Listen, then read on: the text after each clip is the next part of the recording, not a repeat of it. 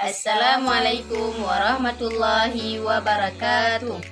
Perkenalkan, nama saya Fitriani dengan NIM 1902-122 dan di samping saya bernama Fatimahwati, NIM 1902-10118. Baiklah, kami dari kelompok 3 ingin mempresentasikan hasil kerja kelompok kami yang berjudul Peran Guru sebagai Pembimbing Bimbingan Pribadi Sosial Anak Usia Dini. Baiklah, sebelumnya saya akan menjelaskan sedikit tentang apa itu guru dan pembimbing. Baiklah, jadi yang dimaksud dengan guru adalah pendidik atau pengajar pada setiap anak usia dini, baik itu melalui jalur sekolah maupun melalui jalur formal. Nah, jadi guru adalah seorang pendidik, baik itu melalui sekolah maupun melalui formal. Tidak mesti harus melalui sekolah, tetapi juga bisa melalui formal. Nah, jadi selanjutnya yaitu bimbingan. Jadi yang dimaksud dengan bimbingan adalah bantuan yang diberikan kepada individu dari seorang ahli kepada orang lain. Nah, selanjutnya kita memasuki peran guru sebagai pembimbing. Nah, jadi peran guru, seorang guru adalah pembimbing sekaligus petunjuk jalan dalam proses pembelajaran mengajar, mengingatkan kelebihan, pengalaman, dan pengetahuannya. Nah, jadi yang dimaksud peran guru sebagai pembimbing itu, guru adalah sebagai petunjuk jalan bagi seorang anak.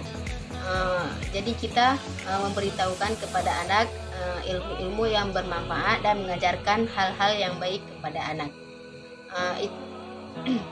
Selanjutnya saya akan menjelaskan sedikit peran guru sebagai pembimbing itu dapat dibedakan menjadi dua bagian, yaitu yang pertama layanan bimbingan kelas dan yang kedua layanan bimbingan di luar kelas. Nah, jadi layanan bimbingan di kelas diantaranya yang pertama itu memperlakukan dengan sikap baik dan wajar setiap siswa, dalam artian tidak membedakan antara satu anak dengan anak yang lain dan bersikap baik terhadap sesama. Kemudian selanjutnya itu memberikan kenyamanan kepada siswa ketika proses belajar mengajar berlangsung. Nah, kita sebagai seorang guru harus bisa membuat anak itu nyaman dengan kita. Selanjutnya itu memberikan penghargaan kepada setiap siswa yang berprestasi. Itu sebagai penyemangat bagi anak supaya si anak itu lebih giat dalam belajar untuk tahap selanjutnya. Nah, kemudian selanjutnya itu menerima anak siswa itu apa adanya, tidak dikasih yang mana yang kaya, yang mana yang miskin, yang mana yang cantik, ganteng, atau yang mana yang jelek, tetapi disamaratakan, tidak boleh membedakan antara satu dengan yang lainnya. Selanjutnya itu menyadari bahwa tujuan mengajar itu bukan penguasaan. Nah, jadi seorang guru, seorang pengajar itu jangan dia menganggap itu adalah kekuasaan bagi dia, akan tetapi itu adalah pertanggungjawaban bagi dia untuk bisa mengasuh anak dan membimbing anak supaya lebih terarah. Dan yang terakhir itu memberikan layanan tambahan bagi siswa yang tidak atau belum memahami materi yang telah diberikan dalam ruangan. Nah, jadi yang terakhir ini memberikan layanan tambahan bagi siswa yang belum mengerti apa yang dijelaskan di dalam kelas, dan selesai di kelas bisa memberikan layanan tambahan untuk anak supaya anak lebih mengerti apa yang dijelaskan di dalam kelas.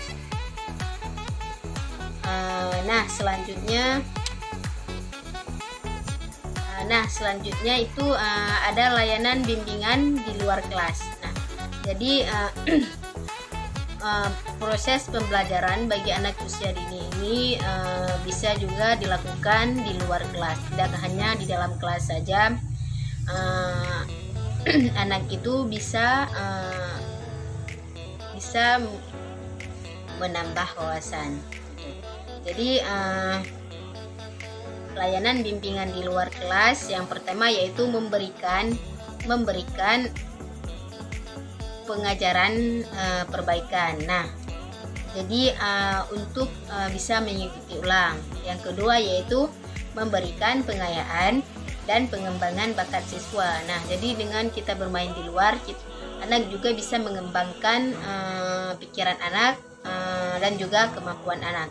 Selanjutnya yaitu melakukan kunjungan ke rumah anak. Nah, jadi jika anak itu berhalangan untuk datang ke sekolah atau dia sedang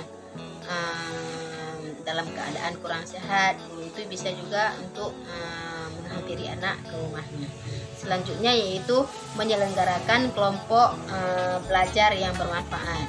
Nah, jadi yang pertama itu membiasakan anak untuk bergaul dengan teman-temannya, sebagaimana mengemukakan berpendapat dan menerima pendapat orang lain. Nah, yang kedua yaitu merealisasikan tujuan pendidikan dan pengajaran melalui belajar secara kelompok. Nah, jadi dengan cara kita belajar di luar kelas ini, anak juga bisa terlatih untuk belajar kelompok yang lebih optimal.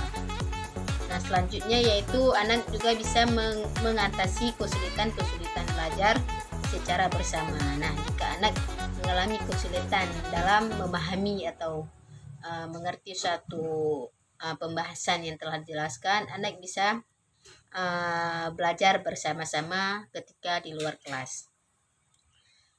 Yang selanjutnya yaitu dengan bermain di luar kelas, anak bisa belajar hidup bermasyarakat. Bahwa dia bisa mengetahui bahwa dia tidak bisa hidup sendiri dan dia juga membutuhkan orang lain dan bisa menghargai terhadap sesama. Selanjutnya yaitu menumpukan rasa kekeluargaan dan kegotong royongan. Nah, jadi dengan adanya belajar di luar kelas, anak bisa merasakan bagaimana itu kebersamaan, gotong royong bersama, dan lain sebagainya.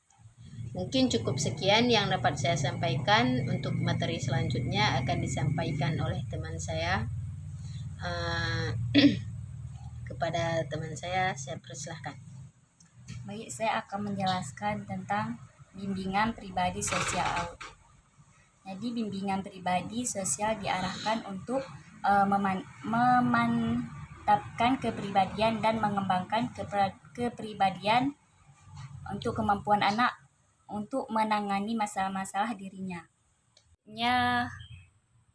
Pada kegiatan pendidikan anak usia dini, anak memiliki kemampuan yang baik dalam kemampuan anak untuk kegiatan, yaitu yang pertama itu kemampuan berempati terhadap teman-temannya. Terus yang kedua, mengorganisasi teman-temannya untuk melakukan tugas. Misalnya guru dikasih tugas, jadi teman-temannya harus mengerjakan tugas itu berkelompok. Yang ketiga itu memiliki banyak teman dan mampu menjalin hubungan dengan teman-temannya. Terus yang keempat, sering cenderung mudah memahami perasaan orang lain. Yang keenam, menjadi pemimpin di antara teman-temannya. Selanjutnya, memiliki perhatian yang besar kepada teman-temannya sehingga mengetahui berita-berita di seputar mereka. Selanjutnya, strategi bimbingan pribadi sosial. Jadi, bimbingan pribadi sosial adalah proses bantuan yang diberikan kepada individu yang bertujuan untuk membantu individu tersebut memahami dirinya sendiri. Terus cara berinteraksi dengan orang lain dan bersikap dengan mempertimbangkan keberadaan orang lain. Baiklah, cukup sekian yang dapat kami sampaikan. Lebih dan kurang kami mohon maaf. Kami akhiri. Assalamualaikum warahmatullahi wabarakatuh.